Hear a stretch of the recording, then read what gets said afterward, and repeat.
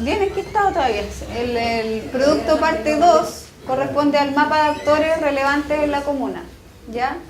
Se identificó personas, líderes, representantes de distintas entidades que en el fondo tienen responsabilidad por mandato legal, ¿ya? Que son como hay dos tipos de actores básicamente, los que tienen responsabilidad por mandato legal y los que no, ¿ya? Entonces los primeros está, qué sé yo, la UNEMI, Cruz Roja, Bomberos, etcétera, y todos los miembros de los comités de protección civil, ¿ya?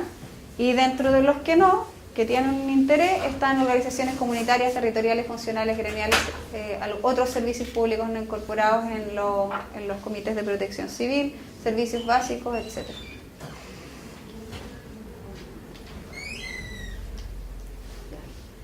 Los que tienen que ver directamente con trabajo de gestión de riesgo en la provincia, en principio serían la gobernación, los municipios, tanto los municipios, los alcaldes como jefes directos, digamos, de los comités de protección civil y los encargados de emergencia, que tienen distintos nombres en las distintas comunas y distintas responsabilidades, ¿ya? Los bomberos, carabineros principalmente, y las Fuerzas Armadas en el caso de Colina, que es donde está la instalación de Peldeu.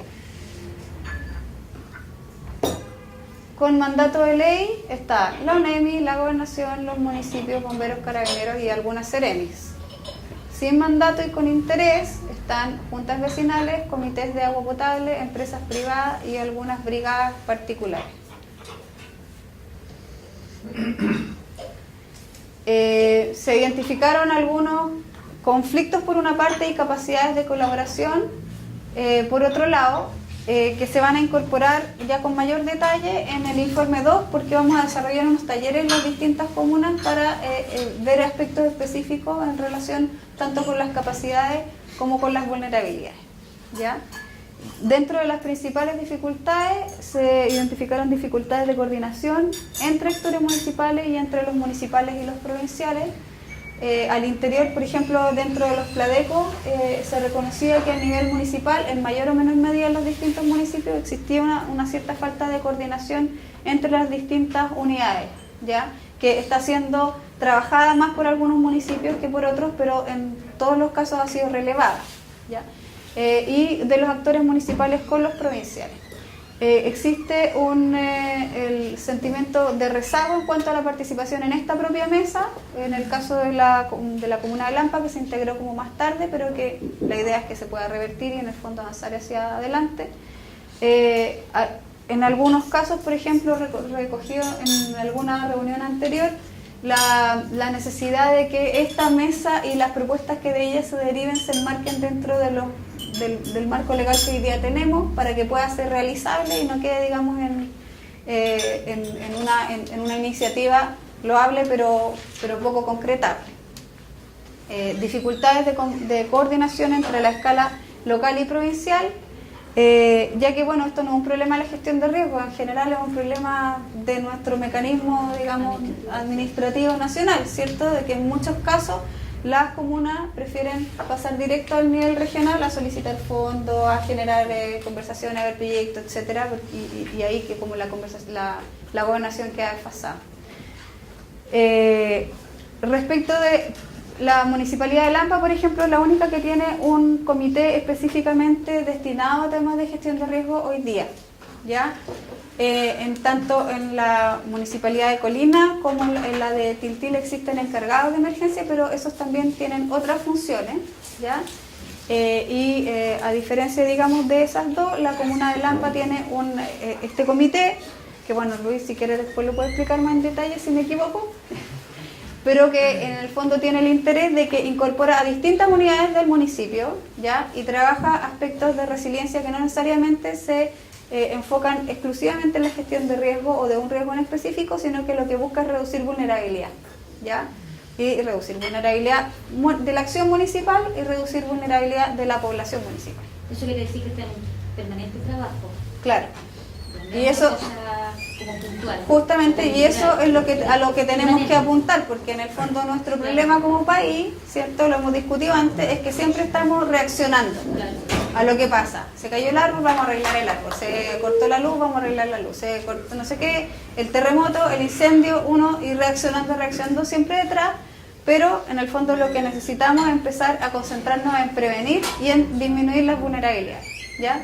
Porque evidentemente respecto a las amenazas, en algunos casos es poco o nada lo que podemos hacer, ¿ya? En algunos otros sí se puede actuar sobre las amenazas y mitigar los posibles daños, pero en otros el único aspecto que podemos abordar es la vulnerabilidad, ¿ya? Entonces la idea es ir a concentrarse respecto de esos aspectos.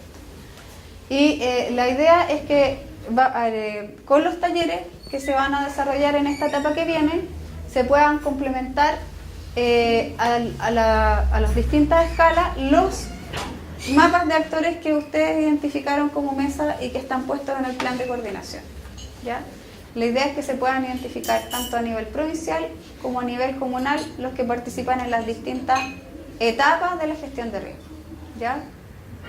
Probablemente aquí, por ejemplo, en el tema de la gestión del conocimiento o de la generación del conocimiento, a lo mejor ni siquiera son actores del nivel provincial o del nivel comunal, a lo mejor muchas veces son externos, universidades, qué sé yo, instituciones del nivel nacional como Cernagiomín, por ejemplo, ¿ya? Pero todos esos tienen que quedar incorporados y en el fondo la gestión desde la comuna o desde la provincia para obtener esa información es la importante, ¿ya?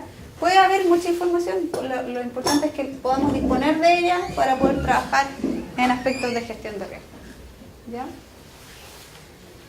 Como, por ejemplo, respecto de cómo vamos a generar este conocimiento de riesgo, tenemos que identificar herramientas que no necesariamente, como les digo, van a estar incorporadas dentro de nuestra estructura provincial o local.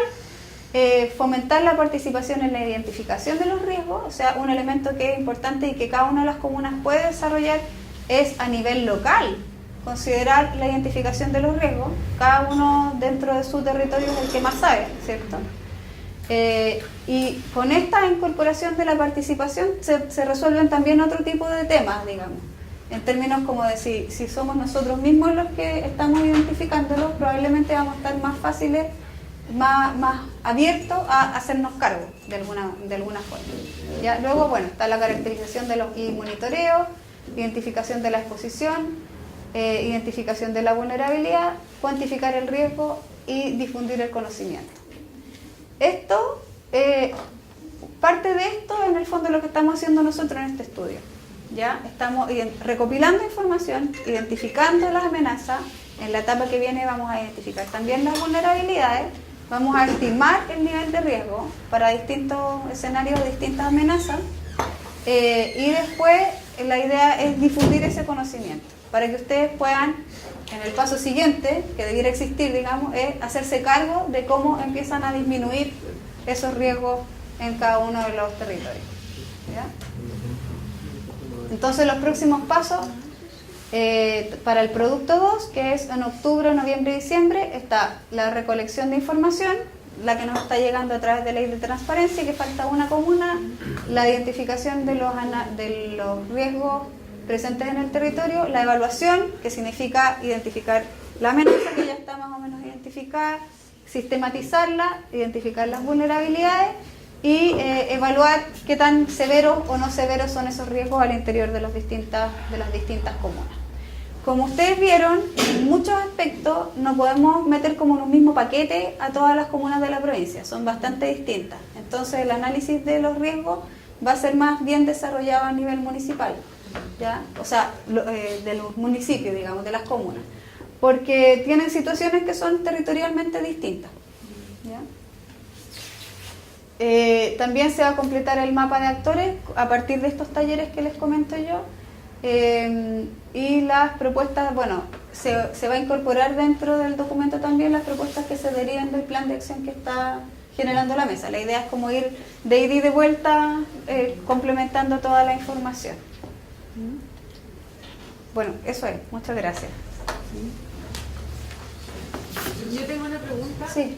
¿De qué forma ese análisis de riesgo que se hace desde los municipios se va a complementar con la información que eventualmente pueden tener las empresas u otros actores, considerando que no siempre los municipios manejan toda la información como poder hacer un análisis de riesgo acabado? ¿Se va a presentar esa evaluación de riesgo a los otros actores dentro del territorio para poder validar La idea es generar estos talleres con distintos actores a nivel de los municipios, digamos, o sea, a nivel de cada una de las comunas. Actores públicos, privados y actores comunitarios, ¿ya? Para eso, dentro de la información que se solicitó a cada uno de los municipios, era, por ejemplo, el listado de organizaciones territoriales, ¿ya? Para generar una convocatoria un poco más amplia. Ahora, dentro de toda la información que se ha recopilado, la idea es que se haga un análisis previo y ese análisis sea el que se presente y se complemente. ¿Ya? ¿Y cómo se va a presentar esa complementaria? Con los talleres. Ya, ok. ¿Y eso lo van a avisar por tiempo? Probablemente en noviembre. Ya. Sí, se van a avisar con tiempo. Antes que preguntas, digamos, al contenido, dos cosas importantes. El informe, el primer informe, mañana lo vamos a enviar por correo, probablemente un enlace para descargarlo porque es pesado. Hay tres documentos en el fondo. Un informe del análisis territorial, el segundo del mapa de actores y tercero un link hacia la cartografía que está constituida, que es parte de lo que está acá, no está toda la cartografía que se levantó a propósito de todas las cosas que nosotros le pedimos en los términos de referencia al estudio. Aquí hay una parte de ese análisis. Segundo, respecto al levantamiento de información que se hizo, hay cosas que si nosotros al principio de la lámina, una de las primeras láminas se fijaron cuando se veía la amenaza y se considera el impacto en mortalidad y el efecto económico. Para que veamos cuál es este insumo que tenemos para la mesa, cómo lo podemos utilizar. Una forma de utilizarlo es la siguiente, que es la primera, ¿sí? Que tiene que ver con que nosotros levantamos un conjunto de amenazas, ¿cierto? Identificamos un trabajo donde identificamos a partir de la intensidad, la frecuencia, 4 amenazas principales que afectan el territorio. Lo que nos dicen otros datos, desde el punto de vista de otra variable, el efecto económico o el efecto en vida humana, etc. Y en el registro histórico de esta amenaza, desastre en realidad, nos da otra jerarquía, otra priorización. Entonces, veamos esa priorización y si la vemos contrastando lo que plantea la mesa y lo que el dato histórico nos demuestra, podemos decir, oye, en realidad, una cosa que me sorprendió, el sequía, Tiltil está asociado a sequía y el trabajo que hicimos nosotros, más bien, había un fenómeno más extendido. Entonces, hay que ver de qué manera nos puede complementar el análisis de las amenazas que ya levantamos nosotros, otras amenazas que están presentes en el territorio. Entonces tenemos solamente en sequía, nos aparece por eventos, digamos, con impacto económico, y en otros casos tenemos inundaciones en colinas, que habíamos dicho, Lampa tiene un importante, digamos, registro de estos fenómenos. De hecho, histórico, aparece el análisis histórico que Lampa desde la colonia ya se conoce como zona de inundación. Pero también es una cuestión que está presente en las tres comunas. Entonces, para que la veamos en función, digamos, de qué prioridad estamos estableciendo en función a los proyectos e iniciativas que queremos levantar. Oye, pero lo tenéis puesto muy viejo, porque tenéis la información del 94, del 98... Porque es un evento histórico. Es un evento histórico entre el 70 y el 2014. Son eventos históricos entre el 70 y el 2014. ¿Entonces fue un evento más? No, esa es la información disponible, entre el 70 y el 2014. Los eventos que han sido más significativos en ese periodo. Así que existen información que se pudiera adicionar, pero están las fuentes dentro del mismo informe. Lo otro importante también aquí, y es que en esta etapa, si ustedes ven el mapa de actor, es más o menos coincidente con el que tenemos levantado, pero falta más detalle, y ese detalle tiene que ser construido en esta instancia del trabajo de cada taller.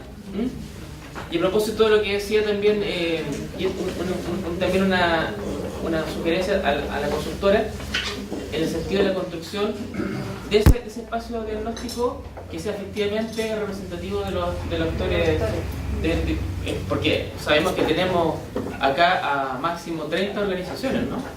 Y sabemos que en la provincia son ¿cuántas? Son solo sociedad civil, mucho más. Entonces, es importante... Esas lámparas como 1000. Claro, 1000 organizaciones, etc. Entonces, es importante en este sentido, y ahí apelo a la presencia de los 3 municipios, poder apoyar este proceso de talleres, de tal manera que tengamos información que nutra este diagnóstico. En este sentido es importante, por ejemplo, que existen algunas instancias de participación que es, a partir de la nueva ley 20.500. conoce la ley 20.500 de participación ciudadana, que conforma los COSOC, donde tenemos incluso un consejero acá presente. Son instancias que reúnen lo interesante del COSOC es que reúne a una diversidad de instituciones de la sociedad civil, no solamente juntas de vecinos o la que se llama una manera más tradicional.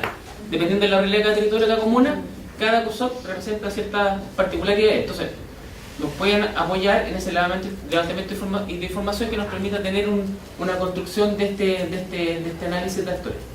¿Por qué es importante? Porque aquí se van a cruzar varios elementos. Nosotros, si ustedes fijan en el término de referencia de estudio, tenemos este insumo inicial, información territorial, información de actores. ¿Y el siguiente producto, cuándo se entrega? El comité de seguimiento lo tiene claro. Noviembre. Hay un proceso de levantamiento de información importante, porque la identificación de los escenarios de riesgo, que ahí también hay que mirarlo en función del tipo de escenario que queremos levantar, requiere mucha información para determinar con cierto aporte o valor no solamente una amenaza, sino también la capacidad institucional de respuesta frente a esa amenaza. Insisto, ya nos menciona el estudio que hay la distribución de los servicios públicos en territorios desigual. Entonces no todas las comunas tenemos la misma condición de servicios básicos. Por tanto, si uno dice una amenaza que puede ser afectar a los tres, un desastre que afecta a las tres comunas, puede tener respuestas distintas dependiendo de las capacidades que están en cada uno de los territorios. Bueno, de partida, solo para muestra un botón, digamos. En el caso del cuerpo de bomberos, de los cuerpos de bomberos, Tiltil tiene su cuerpo de bomberos. Colina tiene un cuerpo de bomberos, y el cuerpo de bomberos de Colina es también el de Lampa. O sea, son algunas compañías las que están localizadas en Lampa. Hay 6 compañías en el cuerpo de bomberos de Colina, ¿ya? 4 de ellas en la comuna de Colina, 2 de ellas en la comuna de Lampa. Entonces, 3, hay una nueva. No. Entonces no está considerada. O sea, ni tan antiguo, pero lleva varios años. Son 3 en Lampa y ahora están formando una brigada en la estación Colina. Ya.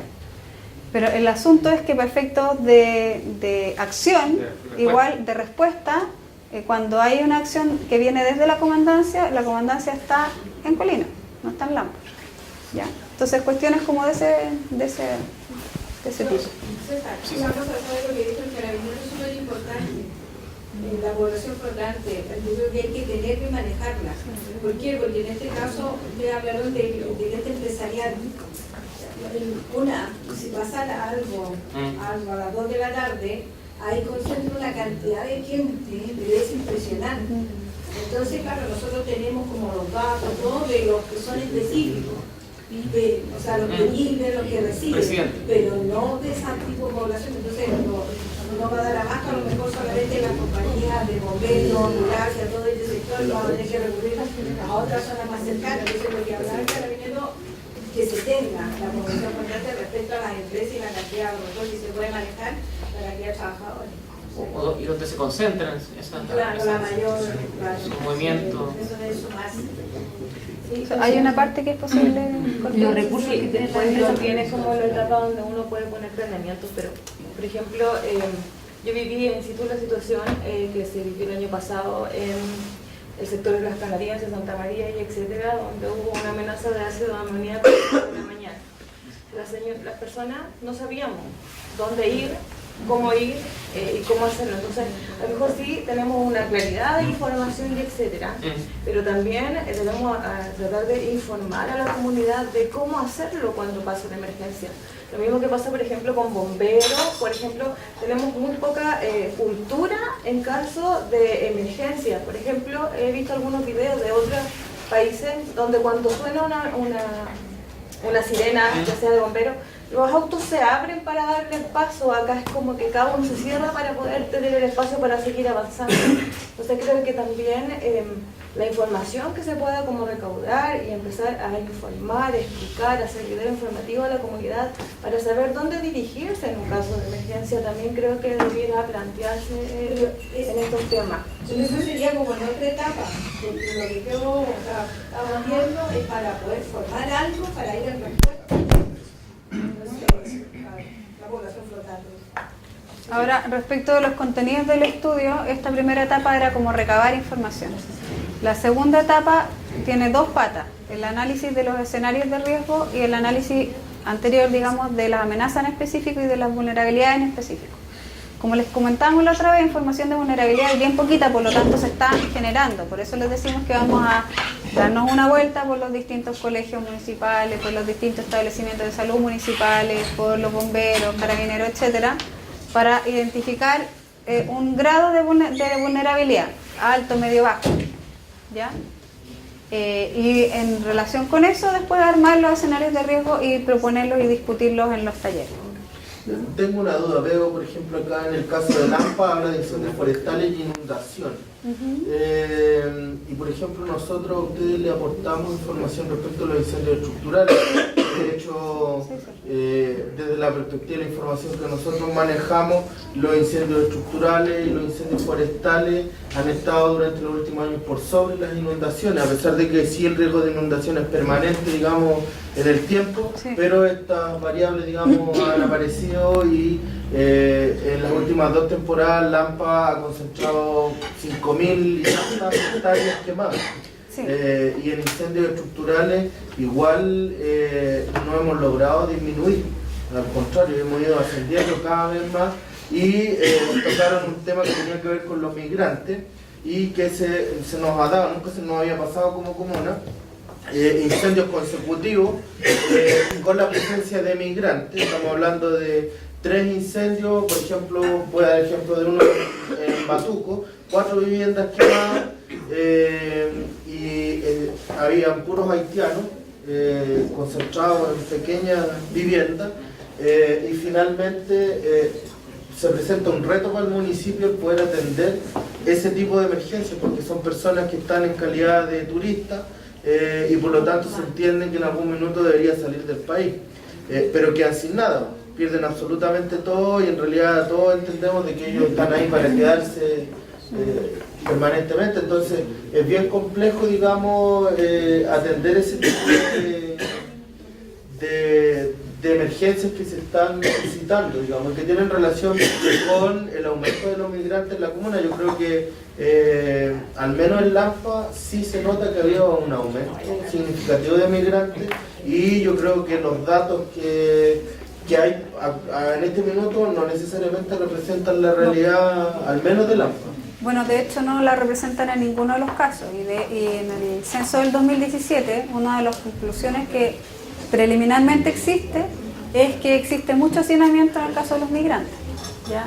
Y ese hacinamiento fue efectivamente visualizado en el caso del censo, pero lamentablemente los resultados los vamos a tener después de que este estudio termine. Entonces sí podemos abordar el aspecto de manera general, en términos de que sabemos que los migrantes se encuentran en muchos casos hacinados, pero no tenemos cómo abordarlo en términos de la localización, porque eso se va a conocer una vez que se tengan los resultados del censo. Perdón, una cosita. Respecto de lo que tú dices, efectivamente hay más información en la comuna de Lampa que es la que proporcionaron ustedes, pero en particular está recogido en base a la base de datos de Desinventar, ¿ya? Y lo que se hizo fue poner en esta tabla utilizando la misma información para las 3 comunas, digamos, para que existiera una manera de comparar, ¿ya?